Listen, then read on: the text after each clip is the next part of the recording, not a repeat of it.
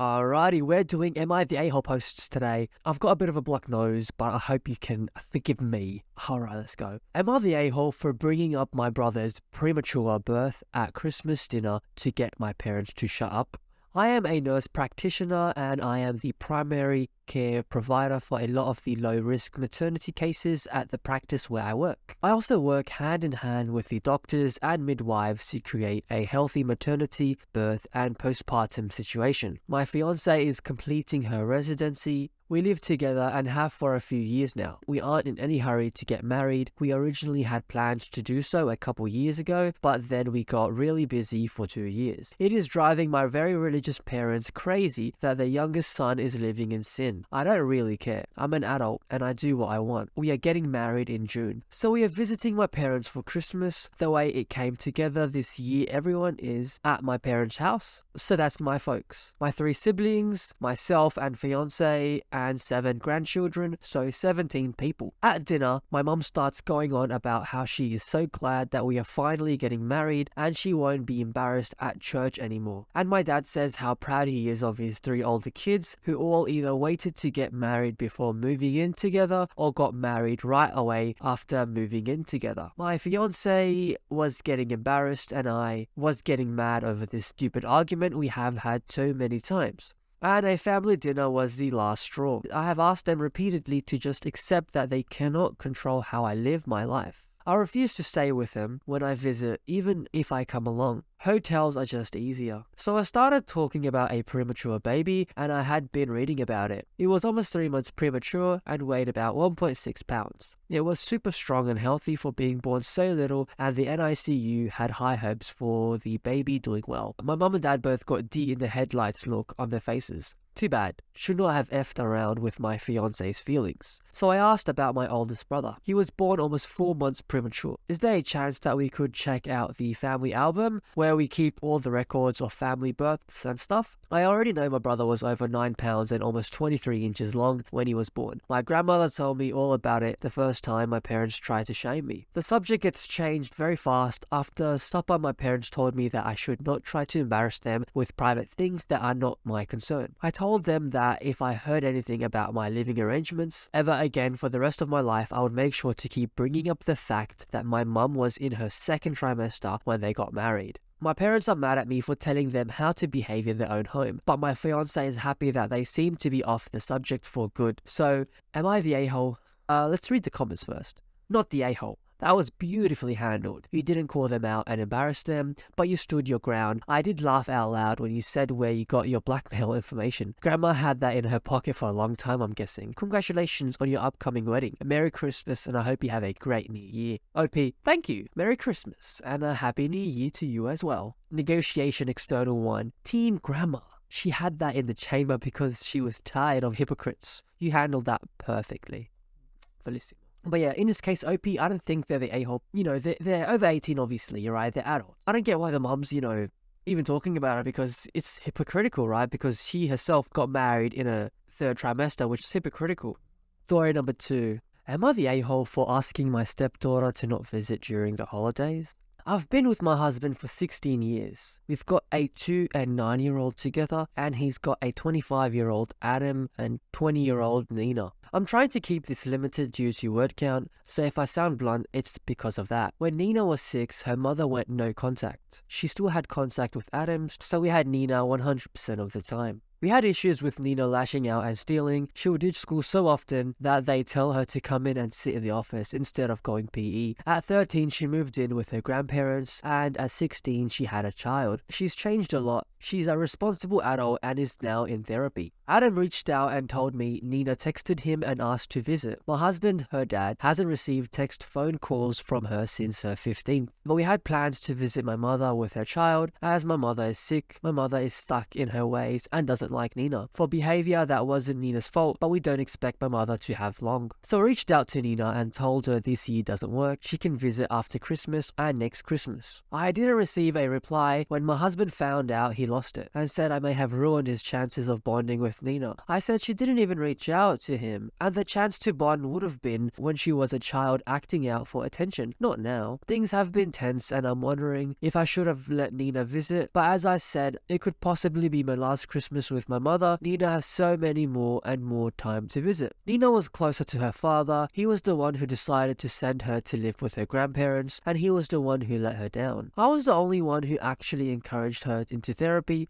who'd send her money when she needed it. The relationship fell apart because of her dad, not because of me. So, am I the a-hole? Cosmic Sparkle Dust says, okay, quote, when Nina was 6, her mother went no contact. You mean abandoned, right? A mother doesn't go no contact with their minor child. You admit she's a responsible adult now and wants to reconnect with her father. You had no business standing in the way of that. You are the a-hole for not speaking with your husband beforehand when she asked. No, I agree. You have to, ask the husband, obviously. You gotta get his opinion on it at least, right? That's not fair for him. It's his child too. I mean, it is his child. Aggravating Start 411 says, you are the a-hole. Jesus, that girl had and has it rough. How exactly did your husband's ex go no contact with only one child? I'm very confused about this. Gravesdigger, my god, I assumed they had different moms. I didn't realize her mom effectively kept one sibling and abandoned the other. That is one of the awful things I've ever heard someone do. Yeah, honestly, man, like imagine that you find out your mom just didn't want you. Having favorites, that's...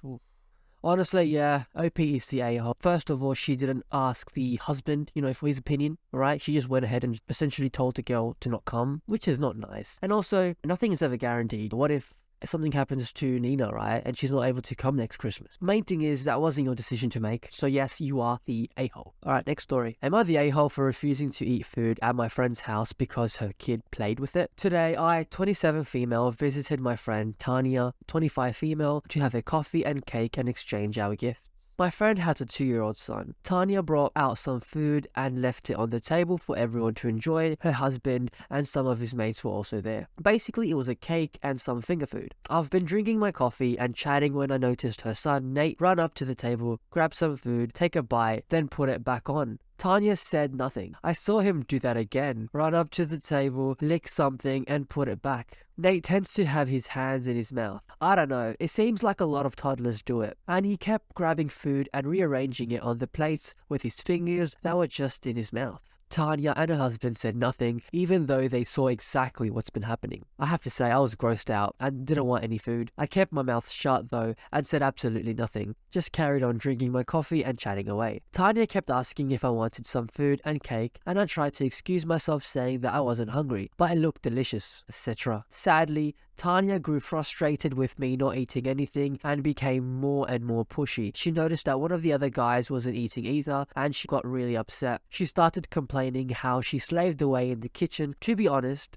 and I am not trying to diminish her efforts, but majority of that was frozen finger food and sweets that she just put on the plates, and how we're ungrateful and should be polite enough to eat at least some of it. I tried my best to say nothing, but she kept holding the plate in front of me, expecting me to grab something. The same plate I saw Nate rearranging with his fingers, touching all the food. She kept saying, just take one, you can eat it later, and wouldn't let it go. I broke and told her that I wouldn't eat it because Nate left his saliva all over it while playing with the food. She got really offended, saying it was just a kid and that it wasn't disgusting and I should get over it, and if she can eat the food, I should be able to. I said that I am sorry, but I can't eat it, and she told me to get the F out and don't come back without an apology. I was completely surprised. The other guys looked surprised. I just grabbed my stuff and left. I am wondering, was I the a-hole for refusing the food? I don't think I need to read the comments here because I'll tell you straight out, no, you are not the a-hole. That's disgusting, a child, no hate to children, but, they're messy. They have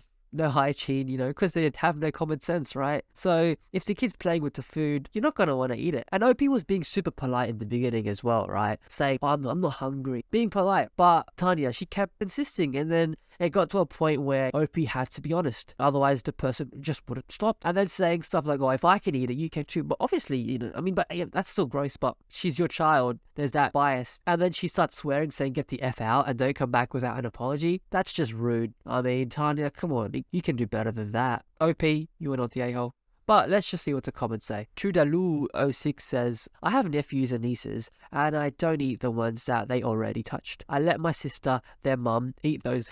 Lol. Not the a-hole. Your friend needs to learn how to separate food for visitors and the ones that her kid should touch. You are always the AH says, not wanting to eat a biohazard is perfectly reasonable. Saliva contains mucus, not the a-hole. Am I the a-hole for saying no to my in-laws taking our kids to Disney? My M28 wife, F28, and I have 2 daughters, 6 and 5-year-olds, which is prime Disney age. They're both super into princesses and all that. We've talked about taking them to Disney over the next few years, as we know they'd love it. My wife has never been before, and I've only been there once, when I was 10 years old. It was definitely a memorable trip for me, as my family had to save up a while for it. We've always known that Disney would be our big trip with the girls. In July, my father-in-law got diagnosed with prostate cancer. After a few rounds of chemo and some rather intense stays at the hospital, it's only gotten worse. It's spread across 2 other organs in his body, and rather than trying to suffer to fight it, he's opted to just not do chemo and try to live with what time he has left. As a result, him and my mother have decided to make more memories with family. One of these memories is to take our daughters to Disney and surprise them with the trip yesterday during Christmas. At first, I thought my wife would be against it as well. We've always said we've wanted to get to experience taking them and seeing their faces. However, I found out that my mother-in-law cleared it with my wife last month. My wife didn't tell me because she thought I would be surprised and excited for our daughters. I sat through all of the rest of the night, but when we got home, we had a serious discussion about it. I told my wife that I didn't want our daughter's first trip to Disney to be without us. She suggested we go along, but the trip is in February and booking flights, hotel, tickets for my wife and I for the time they're all going is still going to be almost $5,000. I told my wife that we have to talk to her parents and decline the trip, but my wife is saying that I'm being selfish and heartless by robbing our daughters of this experience and robbing them of a core memory with my father-in-law before he passes. Am I being out of line here? Such awesomeness says, you are the a-hole. Your wife is right. I understand your disappointment in not being the first to take your kids to Disney, but these are special circumstances. Their grandfather, your wife's father, is dying and wants to create memories with his grandchildren that will last once he is gone. It's small-minded and selfish to take the opportunity away from him and your children just so you can be the first to have the experience with them. Do you think if you do this, your wife and daughters won't resent you for what you are taking away from them to satisfy your own selfish need? If you do this, remember someday your daughters will be adults and think about how they will look back on this and what they'll think about you.